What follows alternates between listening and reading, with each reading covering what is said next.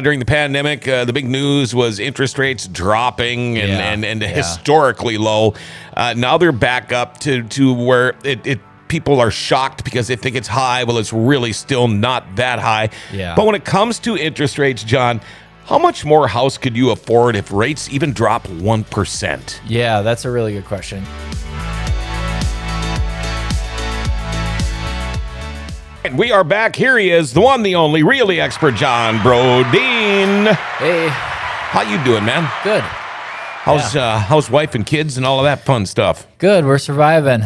Surviving? It's probably not as, I honestly thought it'd be a little bit harder than it is with the two of them. Yeah, I mean, it's hard, but we're getting by. And you don't look too tired. my wife's a champ. She does most of the is that right? Overnight stuff since. Yeah. She's So are they good maternity leave. sleepers or not? My 2-year-old is. Okay. She sleeps great. Okay. Put her down at 8 o'clock, and she sleeps until Time to get up? whenever we get her up, 7 Wow. something. But no, the newborn doesn't sleep very well still. Oh, That's boy. usually around their nights and days are mixed up, and Sure. usually that's until they're She's 3 nocturnal? months old. Yeah, she is. Wow. A bit. I mean, for them, they just sleep whenever they feel like sleeping. Well, sure. It seems like she has a little bit easier time staying asleep during the day sometimes. Yeah, wouldn't that be nice? I mean, when there's just complete chaos going around. oh yeah, there's around times I could sleep standing in a corner. Yeah. I got to stand up to watch a half-hour sitcom sometimes, or I'm gonna fall Yeah, asleep. I do the same thing. Yeah. A couple of years back during the pandemic, the big news was interest rates dropping and historically low. Now they're back up to where people are shocked because they think it's high. Well, it's really still not that high. Yeah. But when it comes to interest rates, John, how much more house could you afford if rates even drop 1%? Yeah, that's a really good question. You bring up the 2021 interest rates or whenever that was, that they were really, really low. We will probably never see that again. And Right. The problem with that being in our recent memory is that's what everybody considers low interest rates to be. Sure. Before that, we thought 4% interest rates were low. Yeah. So now being at 6, it seems way higher than had we gone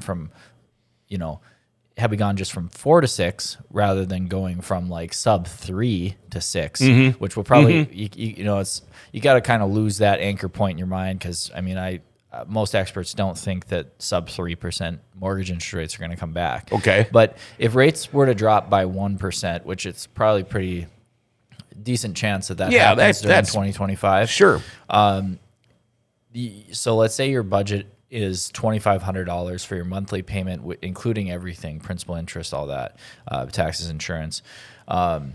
So currently, when I pulled these numbers yesterday, the most recent interest rates were 6.25 on a 30-year fixed rate conventional loan. That means you could afford a $301,000 house if you were putting 5% down. That includes mortgage insurance. You're going to have mortgage insurance when you're putting 5% down. So to stay under $2,500 a month, you'd be at about $301,000 purchase price currently. Okay. If rates came down to 5.25, you would be able to afford $327,000 for a price point at that exact same down payment and to stay under $2,500 a month. Okay. Now, to be honest, for most people, affordability is something that gets talked about all over the country right now. Home prices have gone up substantially since 2020. You've had a few years here of really rapid price growth. Low inventory really fueling that, along with really low interest rates for a couple of those years. Now with interest rates going up, it hurts affordability even more because it causes people's payments to be even higher. And you've got these high price points. Prices show no signs of going down because inventory is so low. So for people who feel like they've been priced out of the market, which has a lot of people feeling that way, especially first-time home buyers, where they can't afford to buy the type of house that they would need for their family or the type of house that they would want. Let's look at something else. You've got other options to try to get your payment down. Saving up more for a down payment. If you feel like you've been priced out of the market, this could be a route to accomplish what you want to accomplish. So now let's look at this same scenario with current interest rates, but instead of putting 5% down, we're going to save up more and we're going to put 20% down, and we still want to stay under $2,500 a month. In that case, you could afford up to a $375,000 house. Remember, on these same terms, except putting 5% down, you're only at 301. So okay. you go from 301 to 375. And if you were to save up 20% and rates were to drop by 1%, you'd be looking at $408,000 compared to putting 5% down. You're at $327,000. So counting on rates to come down enough to make that house that you want become within your reach financially, you'd need rates to go down quite a bit in order for the rates to get you there. And if you feel like that's not going to happen, like I said, rates probably aren't going to come down into that 2.875 range again. If you're in a very expensive area, one reason that could cause this, or if you have a lower income, another reason that could cause this, it's time to start thinking maybe about saving up more towards your down payment.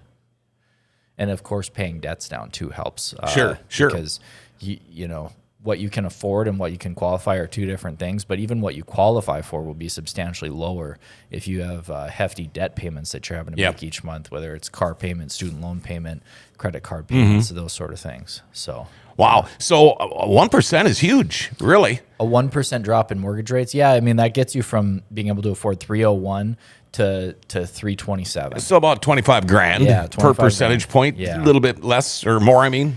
The one thing people aren't going to want to hear is if mortgage rates do start dropping, more buyers usually get introduced to the market, which can push prices even further up. Absolutely. So is it a win-win or a lose-lose, or win some, lose some?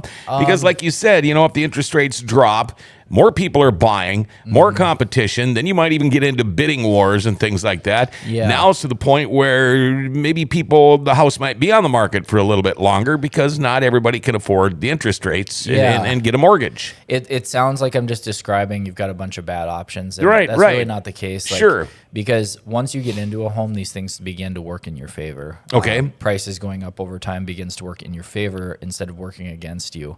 That would be the argument to buy a home now and maybe stretch your budget a little bit thin in hopes that you can maybe refinance later, and then you're into the house, so it starts going up in value. You're building equity. You're beginning to pay that loan down, and then you could refi and get your payment lower down the road. And then, of course, also once you hit that 20% equity, most loan types you can drop that private mortgage insurance, which will decrease your payment by another, $100, $200.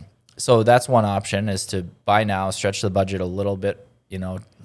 Don't want to get in too far over your head, but maybe spend a little bit more than what you're comfortable with to get the type of house you want in hopes of refining later. That's a little bit of a gamble. Sure. You got the option of waiting until mortgage rates come down. You've got the option of saving money for your down payment and simultaneously hoping that rates come down.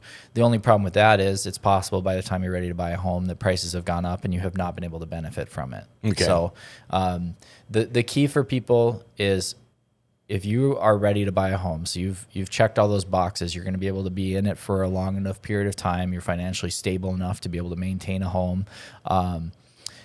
The thing that's really important is just to get in as soon as you can and stay in for the long term.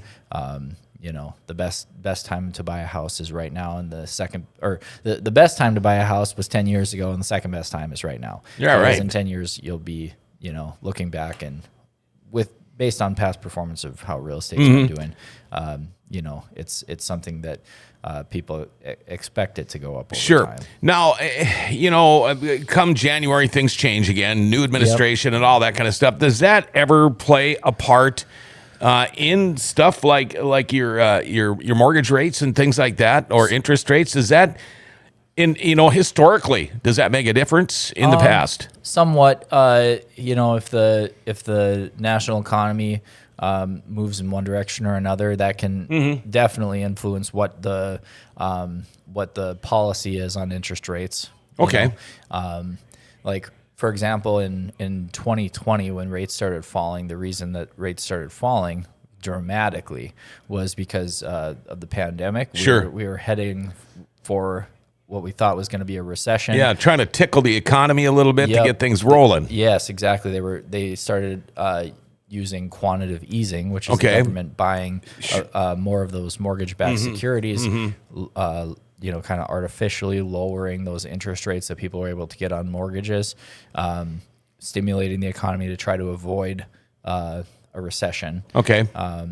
You could make the argument of whether that they overreacted too soon, which kind of led to the inflation and the things that we've seen now. But whichever direction the economy goes, you see mortgage interest rates are kind of, they react to those sort of things. So okay, so what do you tell people right now, John, if they say, well, we're waiting to see if the interest rates drops? Do you say, well, I wouldn't wait too long, or it might happen in the next couple of months, but don't hold your breath? What do you tell these people? I don't think because you can't read the future, you know? Yeah, exactly. I can't read the future. I don't think that's a bad idea to wait until rates go down. The only thing that people need to keep in mind is that even if they bought right now, they're not locked into that. If they get a 6.25% interest rate today and they lock that in, if rates do come down, well, then you can refi. You're not stuck at 6.25. Right. If rates drop down to 5,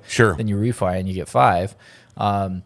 So your rate isn't permanent. The house that you lock in on your price kind of is permanent. And if a year from now rates are at 5, but home prices have gone up by 5% or something like that, that's the downside. Yeah, it's still about the same anyway. Yeah, and then you've just delayed making your purchase. Right. So, You could have, that could have been equity in that time that you delayed. It's more of a conservative approach versus a more aggressive and risk tolerant approach. And it all depends on if you're going to be aggressive or not, what you can afford. Yeah. Not everybody's in the same boat. What's inventory like now? Inventory is still in a seller's market, even though it's probably December and January. I haven't pulled the December numbers yet. I'll do that at the end of the month. December and January are typically the closest that we're going to see to being a buyer's market. Some years they are a buyer's market. Some years they're very close. Typically, spring and summer months are the most dramatic seller's market of the year, and the winter months are, you have the most active inventory in proportion to the number of homes that are selling. Okay.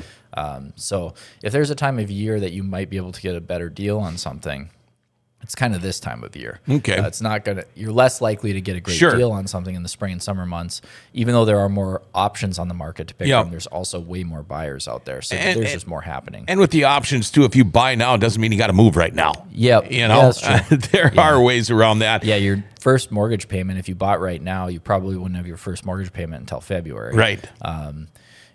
So now we got bad weather rolling in. I know you guys at Berkshire Hathaway are having your Christmas gathering tomorrow, I believe. But what do you guys do when a storm or a blizzard or something rolls in? Do you just kind of hold the phone on it at home, or do you still try to make it into the office? I mean, sometimes it's better to stay home and not cause any problems like an accident or go in the ditch and have to get rescued or anything. But is it kind of like a storm day for you guys then too? Not really. I mean, I'll still usually go into the office. I mean, I live in town and I got a 4-wheel drive, so sure. But lately, if I can, if there's nothing going on in the afternoon or something, I'll try to come home and help Carolyn out with the baby. Sure, but that's more because of being my the dad. Yeah, absolutely.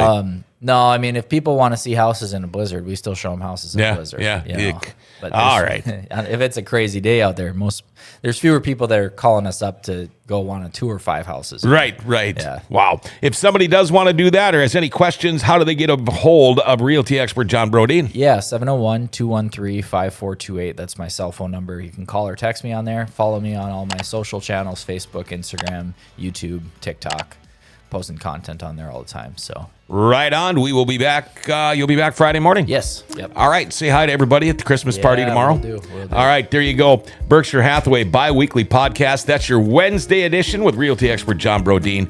We will be back again Friday morning at 10 o'clock.